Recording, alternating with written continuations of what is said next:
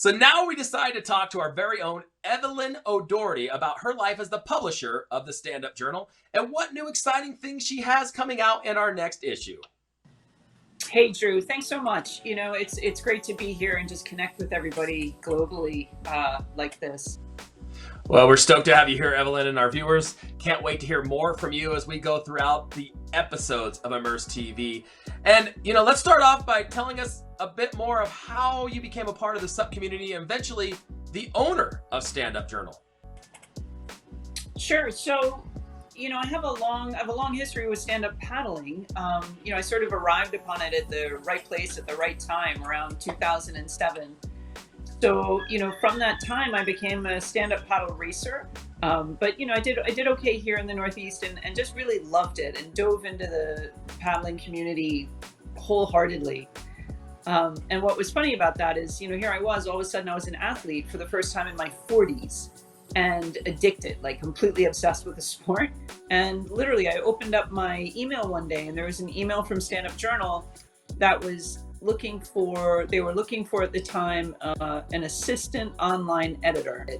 So, I worked for Stand Up Journal under Clay for a couple of years, but, my team and we took over in October of 2017, I believe. And, we've been running flat out ever since. It's been amazing. I love this magazine so much, as you guys know, and I have so many plans and places I want to go with it. So I'm just grateful to be in the seat that I am. So once you took over the reins from Clay Feeder, what did you do to make the magazine your own? Yeah. Oh, dude, I could talk about that all day. So we started with our first issue was the summer issue. So we decided immediately that the mantra for Stand Up Journal there would be no rules, right? That we were allowed to create a magazine as we saw fit. We didn't need to hold to a paradigm of what publishing should look like, but we also wanted to honor very much the background and the skill and the level of quality that Clay Feeder, the previous owner, had so successfully put together. So, the next issue that came out was our fall issue. And, we had this incredible cover on that issue from, a photographer and good friend of Stand Up Journal, Corey Leese. And it's a black and white photo of a woman walking away with a board under her arm towards the water. And it just, for me, that really shifted the whole, that like made me own the magazine in a whole new way, because that photo represented so much of the shift that I wanted to see in Stand Up Journal, in that it's not just about the pros, right? It's not just about the performance side of the sport. It's the everyday paddler. It's men, it's women, it's people who flat water, it's people who surf, kind of, like nobody's got to be an expert, but we're just out there, exploring our passion. Well, I think all of us can relate to how exciting it is as a kid, to run out to the mailbox or run to the grocery store and grab the latest surf mag or skate mag that came out and thumb through the pages. And there's just something special about holding a physical magazine in your hand. But, everything seems to be going electronic these days with all the online magazines and whatnot. How has it been competing with that entity, and how are you keeping up with that as part of a hard copy magazine?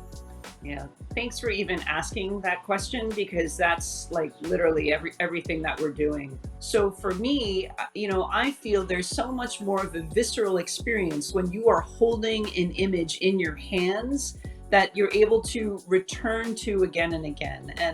And also the idea of Stand Up Journal is this idea of you've got this iconic photo, that's in rich, full color, that you're able to actually tangibly touch and sort of experience in a very different way than if it's on your computer screen that is just a blip, and then a second later you're on to the next and on to the next. Lots of times what you see is people call each other over. They're like, hey, check this out.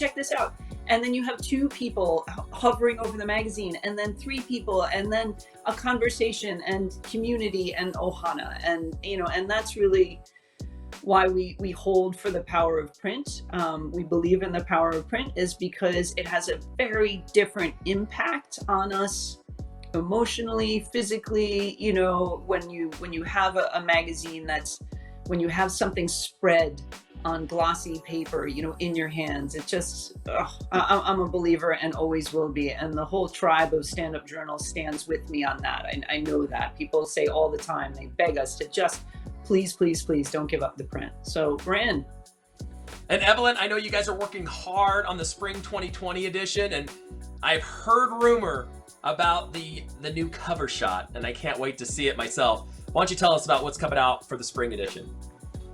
So I love this photo so much. So this photo was taken from, I know it's hard to see on the screen, it was taken from the Red Bull Heavy Water from 2019. It's a Brian Bielman shot. And here you've got it. What you see here is a paddler, and that's Mo Freitas. And Mo's, powering himself up underneath the Golden Gate Bridge in that epic event that, the APP had last year. So what we have in this issue is we have a beautiful recap, and this was completely Casper Steinfath's own idea. So Casper won, right, his second APP Red Bull Heavy Water event last year. And Casper asked to write a blow-by-blow description of what he went through. And the title of that article is What Scares You Shitless? Because that event was absolutely over the top with the most extreme thing that we've ever seen in stand-up paddling.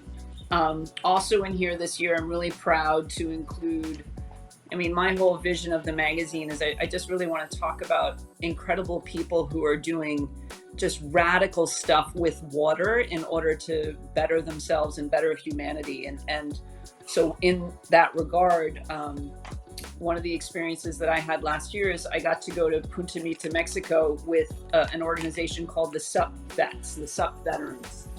And in this issue is a full recap of that retreat where we had 12 highly elite military men come together, from Navy SEAL commanders to naval aviators, Green Beret supervisors, and Army infantrymen, and brought them together for 5 days in Punta Mita to teach them how to SUP surf, and with which I should mention was powered by the company called Generation, which is Sean Pointer's new organization. And Sean Pointer was there with Ian Cairns and Daniel Hughes, Mexico's own Felipe Hernandez. And those 4 coaches were the coaches that these elite military men had. And then the last thing I just wanted to show you guys was, because it's from the APP Barbados event, and I love this photo of, isn't that fantastic, of Torres. And that's the kind of rich spreads, photos that you get to just absorb in your hands, that we have in every issue of Stand Up Journal. And there's multiple spreads like that throughout the magazine, as well as the articles.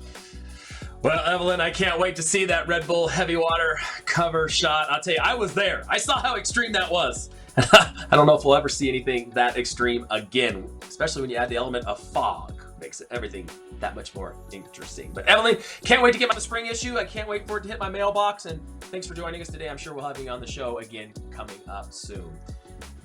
I can't wait, you guys. Thank you so much for including me, as always.